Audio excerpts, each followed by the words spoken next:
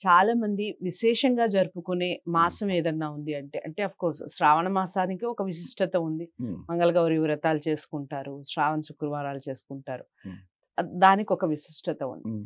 శ్రావణ మాసం తర్వాత అనుకోవచ్చు కార్తీక మాసానికి మళ్ళీ అంతటి విశిష్టత. హ్మ్. కార్తీక మాసం అనగానే మళ్ళీ అందరూ ఉపవాసాలు, హ్మ్. మళ్ళీ అందరూ చాలా అంటే చాలా నిష్టగా చేసుకోవటం. కార్తీక ఏకాదశులు కూడా చాలా నిష్టగా పాటించటం. ఇవన్నీ చేస్తూ ఉంటారు. హ్మ్. ఎందుకు అసలు ఈ మాసానికి ఇంతటి విశిష్టత? కారణం ఏంటి?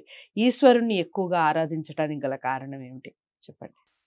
ఈశ్వరుణ్ణి ఏముంది, విష్ణుమూర్తిని కూడా ఆరాధన చేస్తారు. శాలిగ్రామ పూజ కూడా జరుగుతుంది. అవును. అవును. దీనికి హ్మ్. మాధవ మాసం అని కూడా పేరు కదా. హ్మ్.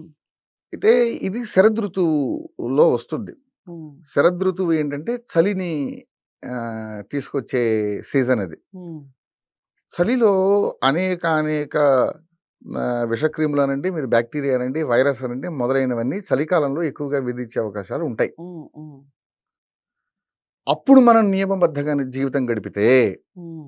వీటిని మనం జయించొచ్చు హ్మ్. అని చెప్పేందుకు ఆరోగ్య కారణాల చేత మనకు విధి నియమాలు ఏర్పాటు చేసిన మాసం ఈ కార్తీక మాసం. హ్మ్. కృత్తికా నక్షత్రం దగ్గర పౌర్ణమి రోజు నాడు చంద్రుడు ఉంటే అది కార్తీక మాసం అవుతుంది. హ్మ్. ఈ కృత్తికా నక్షత్రాలు 7 నక్షత్రాల గుంపు. హ్మ్. అది ఒక మంగళ కత్తి ఆకారంలో ఉంటాయి. హ్మ్. హ్మ్. వాటి అమరిక ఓకే. అంటే ఏంటంటే ఇట్ షేవ్స్. ఓహ్! రైట్. హ్మ్. అది అగ్ని నక్షత్రాలు, హ్మ్. హ్మ్. అంటే జ్వలనశీలమైన నక్షత్రాలు, హ్మ్. మీకు వేడి కావలసిన నక్షత్రాలు. హ్మ్. ఈ ఈ ఈ సీజన్లో మీకు కావాల్సింది వేడి. హ్మ్. మీ శరీరపు వేడి తగ్గుతూ ఉంటుంది బయట వాతావరణం చల్లగున్నందుకు. హ్మ్. మీలో జ్వలనం కావాలి.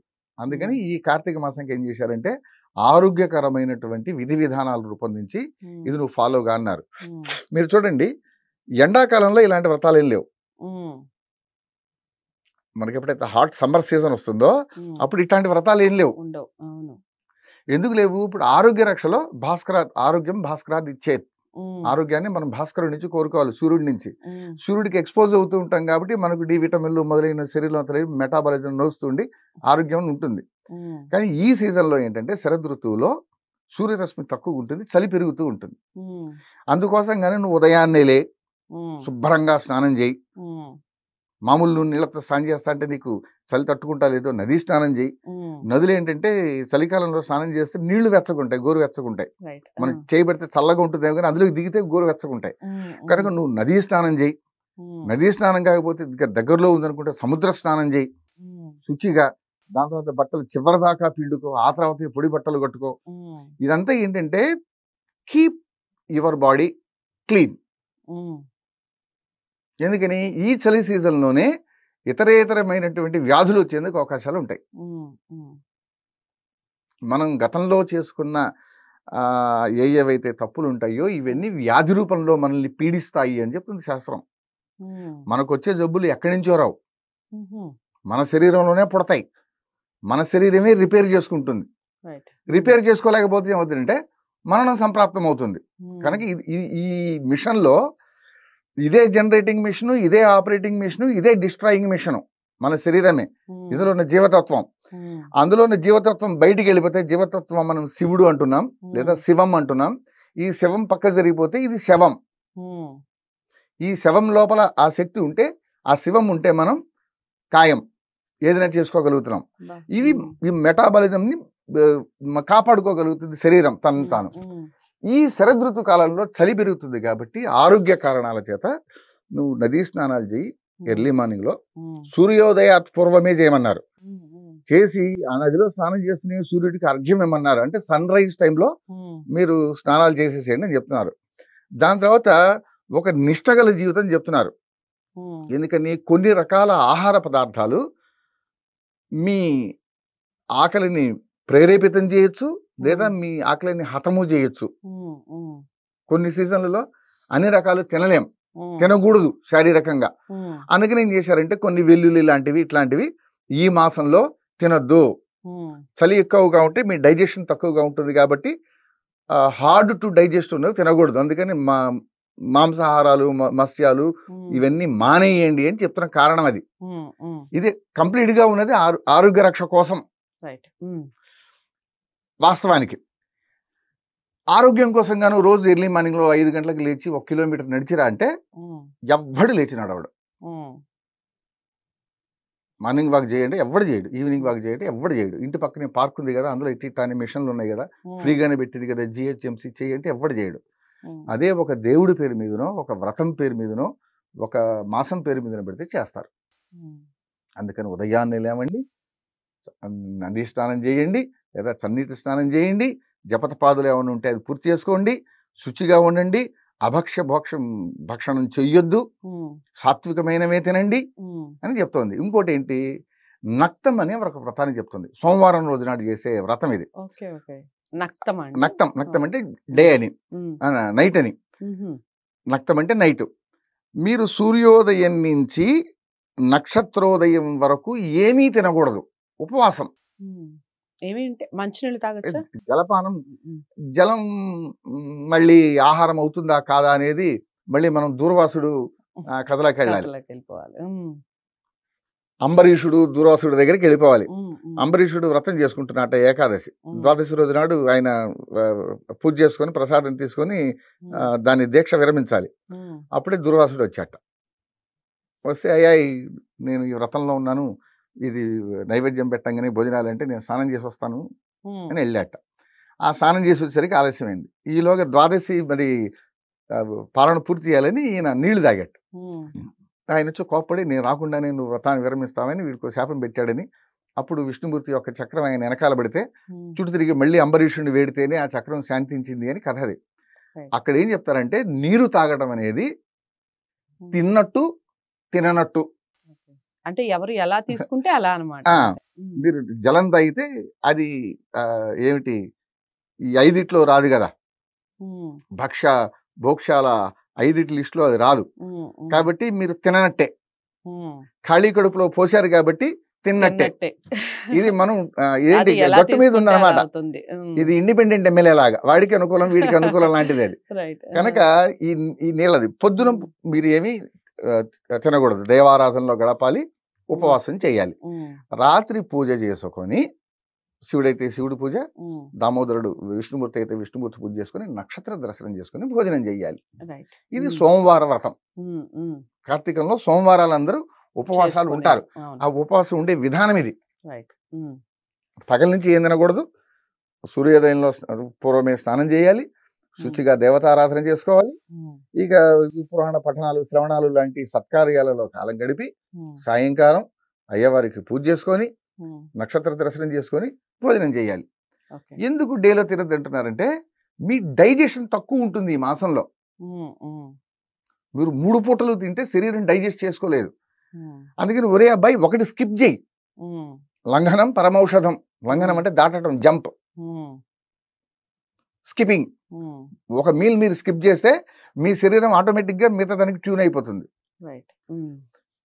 ఈ వ్రతం సోమవార వ్రతం అందుకే పెట్టారు.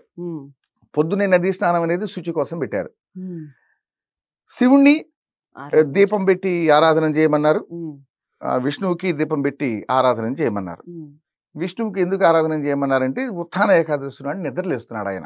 ఇప్పటిదాకా పడుకొని ఉన్నాడు, పడుకొని స్వామిని నిద్ర లేచాడు కాబట్టి welcome back to the administration sir అని ఆయనకి చెప్పి బుకే ఇవ్వడం లాగా ఆయనకు పూజలు. ఈయనకి మామూలుగానే ఈయన ఉబ్బులింగడు కాబట్టి ఈయనకి చేసేది పెద్దగా ఉండదు, దీపం చూపించడం, దండం పెట్టుకోవడం తెప్పించి శివుడికి పెద్దగా మనం చేస్తున్న ఆరాధనలు అయితే ఏం లేవు. శివరాత్రి రోజు నాడు ఒక్కటే పెద్దగా పూజ చేస్తున్నాం, కానీ మిగతా రోజులు ఏం చేస్తున్నాం, ఆయన నెత్తి మీద చెంబే నీళ్లు పోస్తున్నాం, 2 ఆకులు పెడుతున్నాం, 2 పూలు పెడుతున్నాం అంతే. ఆయన ఉబ్బులింగడు, ఆయన పూజలు సంవత్సరం పొడుగుతా జరగాల్సినవే వాటి క్రమంలో జరుగుతున్నాయి. ఈ దామోదరుడు నిద్రలేస్తున్నాడు కాబట్టి ప్రత్యేకంగా ఆయనకు ఇనోకేషన్, మళ్ళీ బ్యాక్ టు డ్యూటీస్, అమ్మగారి దగ్గర నుంచి వెనక్కి తీసుకుంటున్నామని అది ఒక ఉత్సవం. అందుకని ఏకాదశి అయిపోయినాక మర్నాడు క్షీరాబ్ది ద్వాదశి ఒక పండగలాగా చేసుకోవటం, బాస్ ఇస్ బ్యాక్ అని పూజ చేసుకోవటం. ఈ మధ్యలో అసలు మాసం ఆరంభం అంటే బలిపాడ్యంతో ఆరంభమవుతుంది. బలి వామనుడు ఇచ్చిన వరం చేత ఒకసారి పైకి వచ్చి సంవత్సరం నా మనుషులు ఎట్లా ఉన్నారని చూసుకుంటాడు. ఆ చూసుకోవడానికి ఆయనకి ఈ ప్రతిపద అంటే పాడ్యమి ఈ రోజు నాడు అవకాశం ఇచ్చారు. మలయాళం వాళ్ళు ఓణం అని ఆయన పైకి వచ్చేదాన్ని వాళ్ళు పండగ చేసుకుంటారు. ఈ బలి వచ్చి అందరిని చూసుకొని పోతాడు.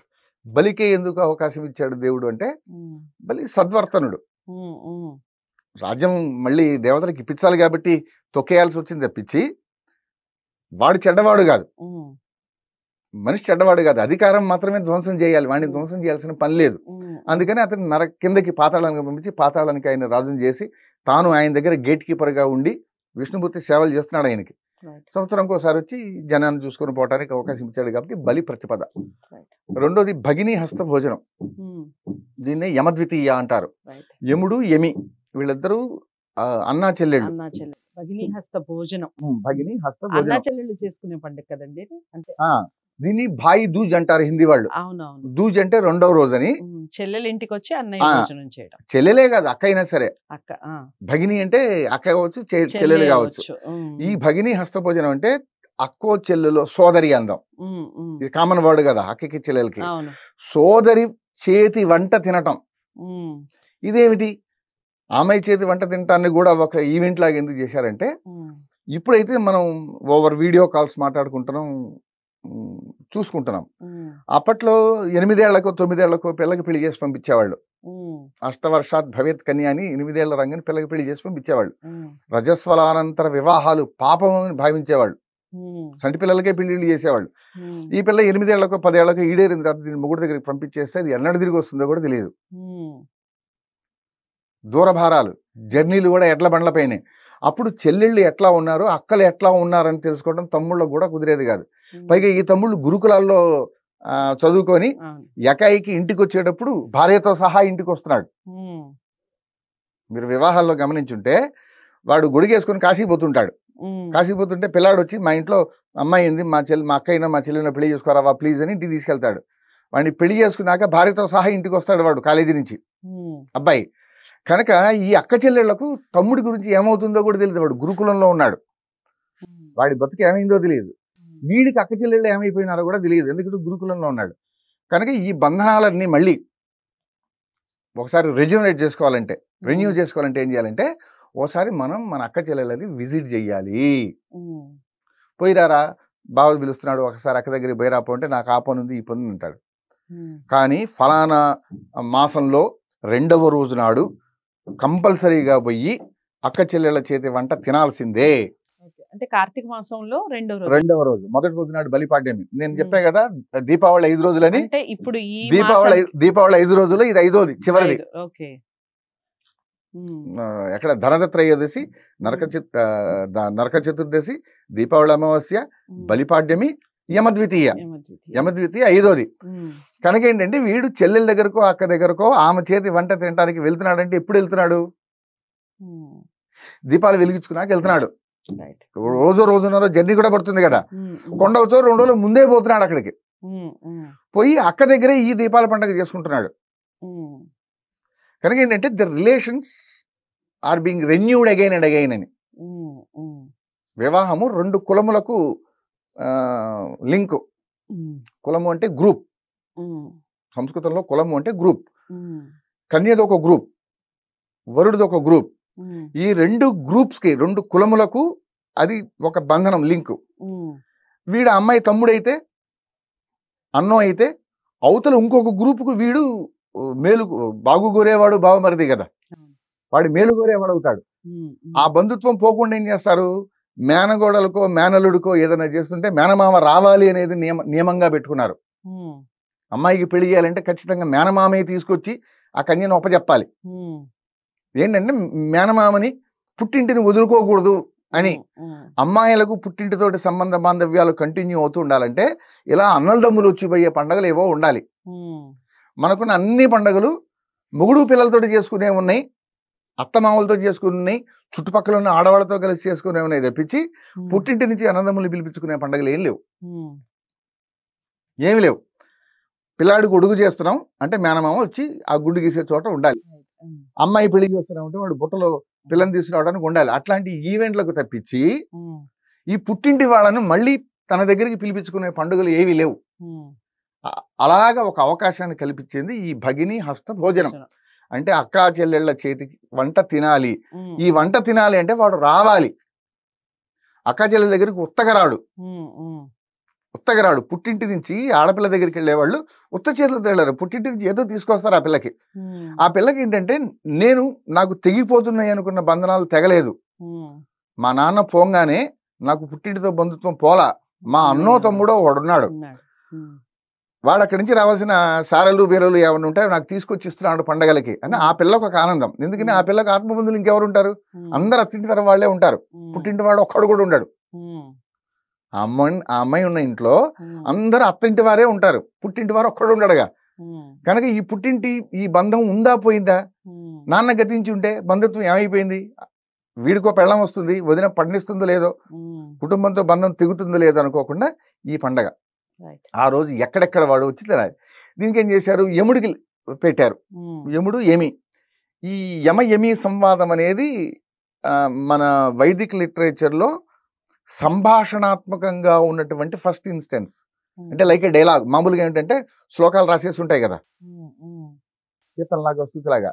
ఇది డైలాగ్స్ లాగా ఉంటుంది.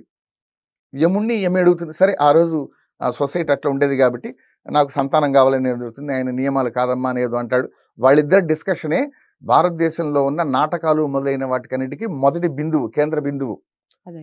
ఆ బిందువుని తీసుకొని ఒరే ఈ యమ సంతానమైనటువంటి సూర్య సంతానమైనటువంటి యమి ఇలా ఒక వ్రతాన్ని పెట్టుకున్నారు. సంవత్సరంలో ఒక రోజైనా కలిసి ఉండేలాగా. యముడు అంటే ధర్మానికి మూర్తి ఆయన పాటించాడంటే మనందరం పాటించాల్సిందే. ఆయన ధర్మాన్నే ఫాలో అవుతాడు. ఆయన ఏదైనా చేశాడంటే అది ధర్మ ఆచరణ.